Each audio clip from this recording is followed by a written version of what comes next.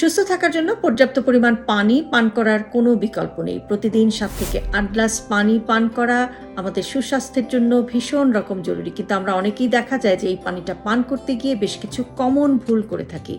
আমরা অনেক সময় দেখা যায় যে একসাথে অনেক বেশি পানি পান করি। ধরুন আপনি যদি একসাথে 1 লিটারের মতো পানি পান করে ফেলেন, তাহলে সেটা কিন্তু আপনার ডাইজেশন বা হজমের প্রক্রিয়াটিকে কিন্তু স্লো করে ফেলতে পারে।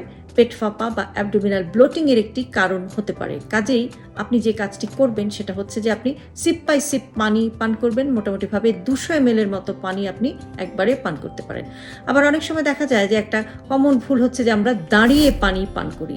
এটা একটা মিস্টেক। কিন্তু আপনি যে কাজটি করবেন সেটা হচ্ছে যে আপনি বসে পানি পান করবেন। কারণ আপনি যদি দাঁড়িয়ে পানি পান করেন সেটা কিন্তু আপনার কিডনি এবং ডাইজেস্টিভ সিস্টেমের উপরে একটা বাড়তি চাপ ফেলতে পারে এবং আপনার ফিল্ট্রেশনের প্রসেসটিকেও কিন্তু একটু ডিসরাপ্টেড করে ফেলতে পারে। কাজেই বসে পানি পান করার অভ্যাস করুন। আরেকটা কমন ভুল হচ্ছে যে আমরা অনেকেই খুব ঠান্ডা পানি পান করতে পছন্দ করি। বিশেষ করে বরফ কুচি দেওয়া পানি আমাদের অনেকেরই পছন্দ।